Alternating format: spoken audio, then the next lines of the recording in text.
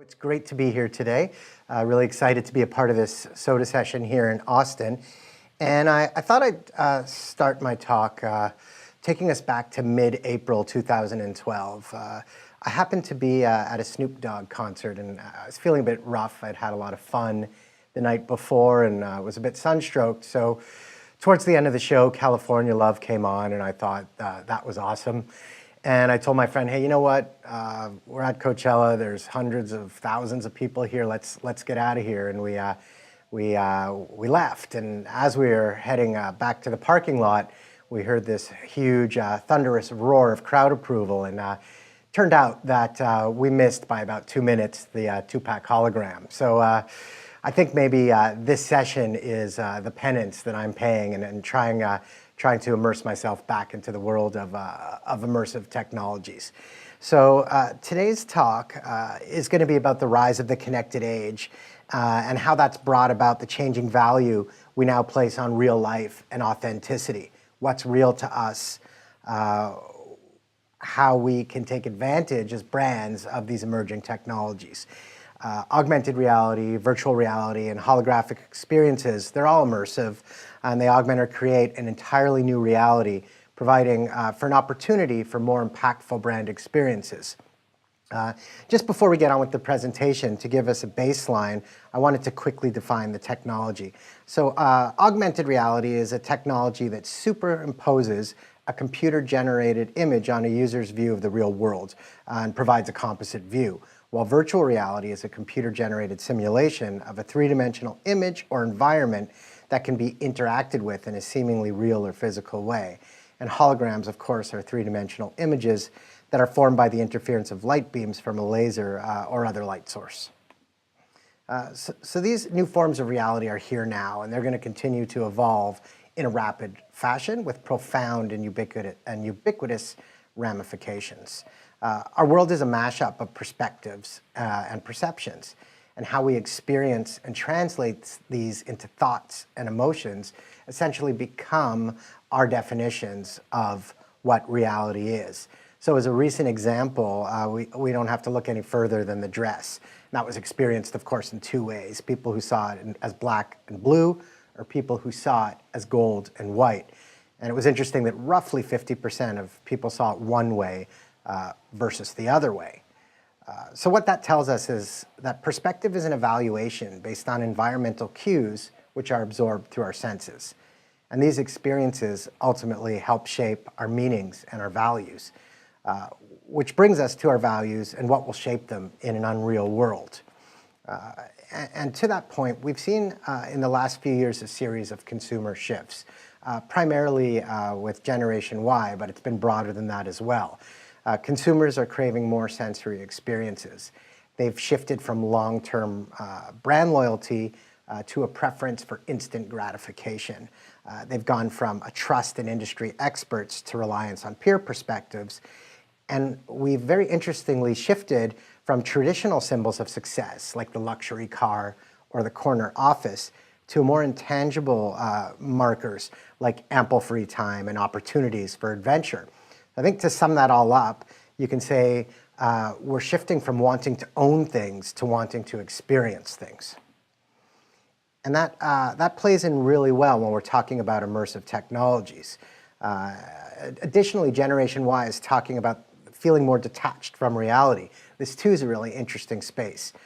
Consumers are craving a unique and positive experience and are often paying top dollar for them.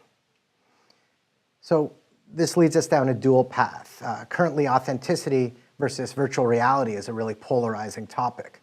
The platform has changed, but it doesn't mean that it's any less genuine. The way we experience and interpret an event is distorted by our biases. And additionally, studies show that we change the details of a memory every time we recall it. So a strong argument can be made that how is that reality? When in fact, virtual reality can be a perfectly reconstructed, time and time again, arguably a more faithful experience over the long run than the actual experience. Studies also show that the more we interact with a specific experience, the more genuine that experience becomes.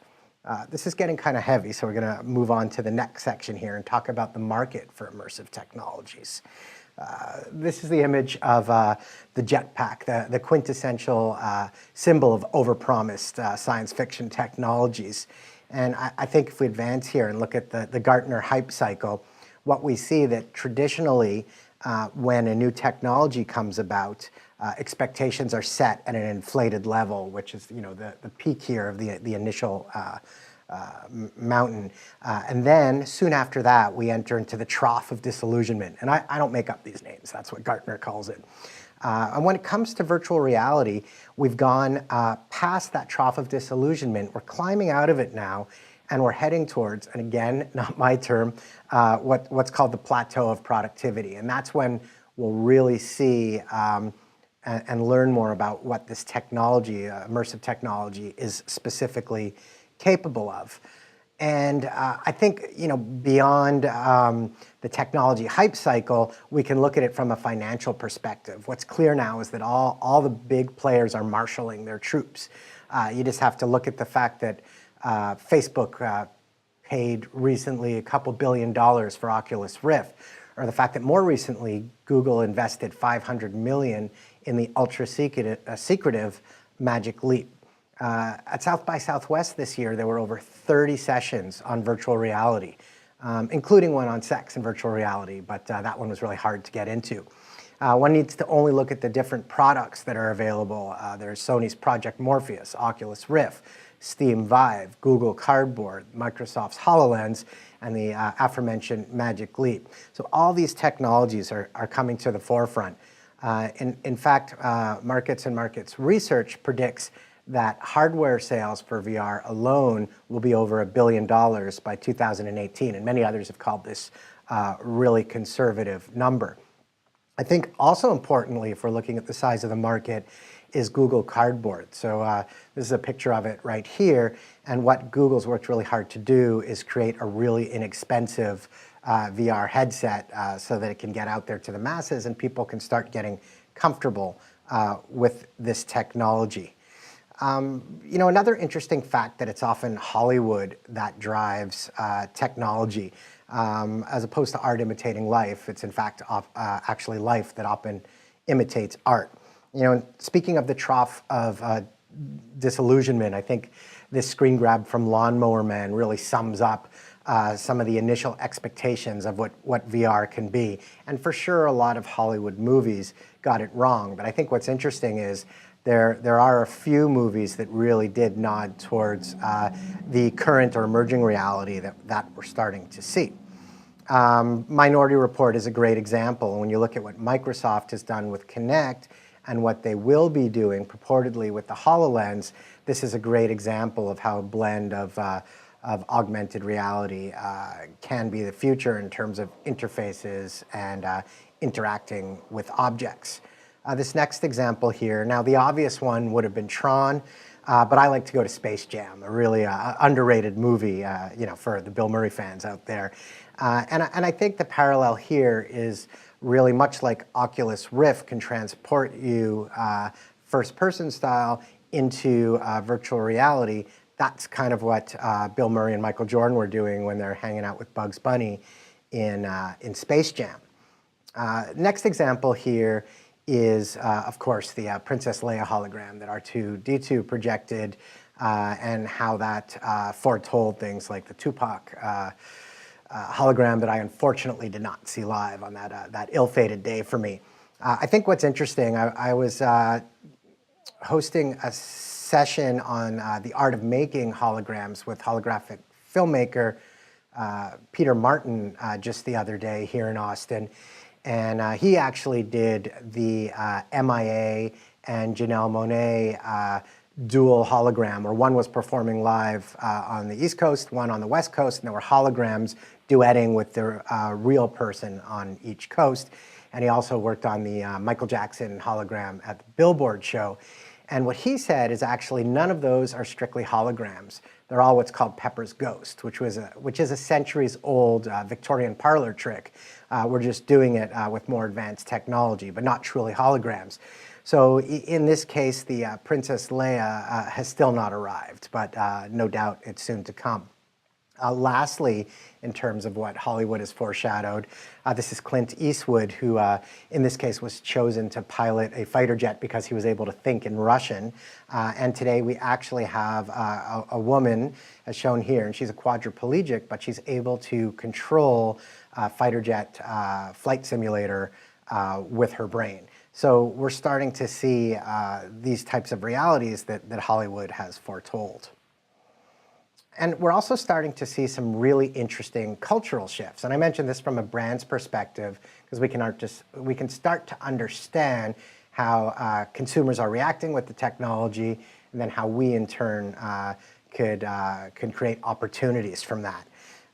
First, it's really interesting to take a look at GoPro and selfies. They're in general really changing the way we shoot film and video and our point of view. So we're watching photos and videos from the perspective of the person who's experiencing the event, not from the sidelines as was traditionally done. And this is much like VR experiences in which we're inside the scene.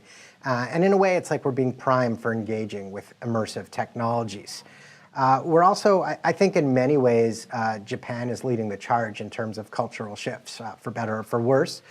This is an interesting example of a man who's been petitioning the Japanese government for a number of years because there's an animated avatar that he wishes to marry. So he's seeking permission to do that. And his argument is that he wants to live in an animated world where he feels a lot more comfortable. This next example, more recent, is something called Vocaloid. And Yamaha created this software for songwriters who weren't great singers but wanted to hear their songs being sung. And you're able to, with a decent amount of authenticity, create the lyrics, the tones, the intonation, and have someone sing your song. So it was meant to be a musician's tool, and then you could bring your singer in and record the track. But it really took on a life of its own, and there's hundreds of thousands of songs that people have written, sung exclusively in Vocaloid, that are posted up on the internet. So it's led to thousands of people posting these songs, and I think more interestingly, it's led to one of Japan's biggest pop singers, Hatsune Miku. She's 16 years old, 5'2", and weighs 0 pounds. To date, she has over 100,000 songs to her credit because all her fans write her songs and then she sings them. And right now she performs in concert to tens of thousands of people. Recently she's played in New York and LA and was on the David Letterman show for her North American launch. And then of course, this is where the brands start coming in. She recently in the Japanese market did a big campaign for Toyota, as you can see here. So this is really a great segue into how brands can start leveraging immersive technologies. And that's what we're going to explore now. And I just wanted to start with this quote from Mark Zuckerberg. In today's world, this is my quote, not Mark's first, but in today's world, a person's perception of your brand is based on the sum total of the interactions that you have with that brand. So what that's saying very directly is the experiences define your brand. So now when you consider Mark's quote that's up there, today's social networks are about sharing moments, but tomorrow's it will be about sharing experiences. And he said that to explain why Facebook purchased Oculus Rift. So he's someone who can understand that powerful connection that an immersive experience can make. And there's no doubt that there are some products or services that are more conducive to immersive technology. Sectors like tourism, retail, entertainment, health, online dating, and of course video games, which has driven a lot of this technology. Also, it's interesting that the earning power of dead celebrities is stronger than ever. Last year, Marilyn Monroe made over $13 million, and Michael Jackson made over $160 million, which places him comfortably above a lot of A-list Hollywood stars. And in terms of examples, we're now starting to see a lot of them out there, and I thought I'd just pull together a few examples of how brands specifically are using immersive technology. This is just a shot of people observing a virtual reality fashion show that Topshop put on for its 2014 autumn-winter line. It was a live event, and some people were able to view it live, but for everyone else, they were able to view it right outside of one of Topshop's retail outlets. And it was live streamed with HD footage, 360-degree photography, and of course, virtual reality.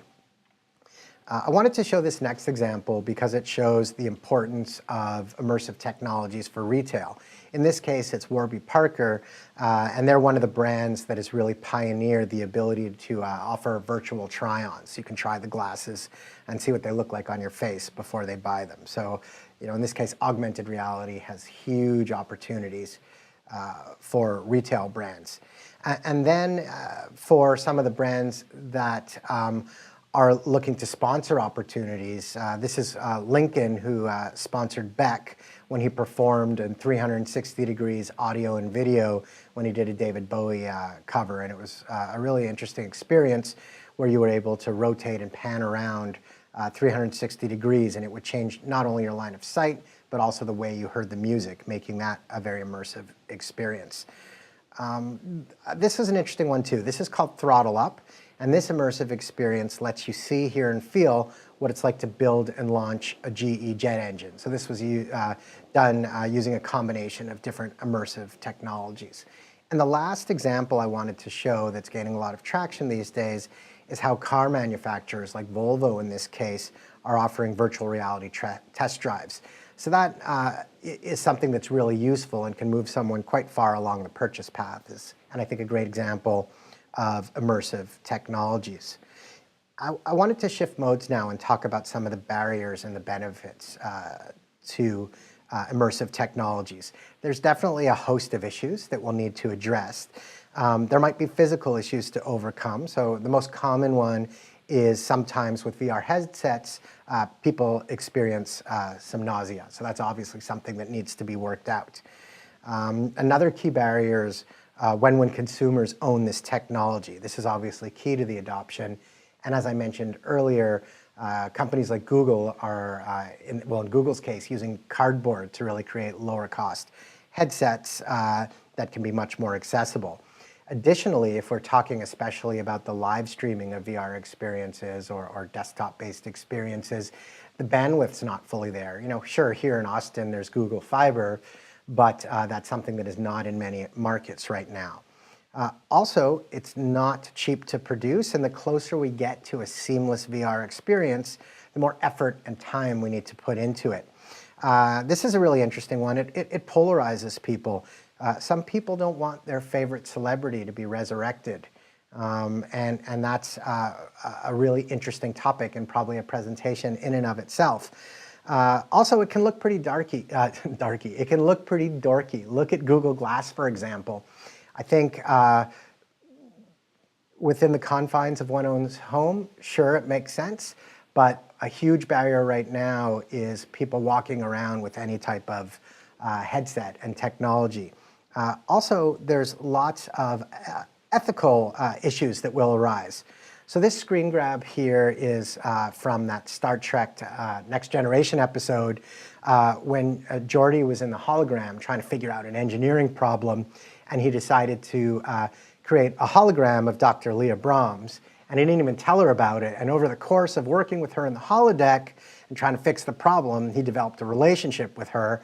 And then the real Dr. Leia Brahms found out, and she wasn't too pleased. And that led for a funny episode, but it leads to an interesting topic of conversation as well. And there's a whole other host of ethical issues to be explored as well. Lastly here, when we think into the future where it is a lot more accessible and easy to create immersive experiences, the question is, do we risk commodifying the extraordinary? Will we ultimately commodify extraordinary experiences, and will this usher a shift back towards owning as we move from scarcity to abundance? Some pretty big thoughts there that I'm not the one to answer, but still interesting to consider. Ultimately, our strong belief is that content creators will need to break free from pre-existing channel confines. And what I mean by that is when we look at the history of new technologies. So when radio first came about, some of the common first uses were people reading a book over the radio because they weren't yet ready to think about the power of that medium.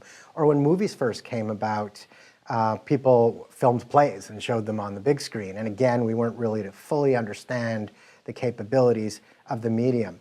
And I think really immersive technology is at that stage now where by and large, while there are some functional, useful examples, from a creative perspective, we don't have great storytelling and narratives yet in VR experiences. It's more about showing off the technology. But that will shift over time.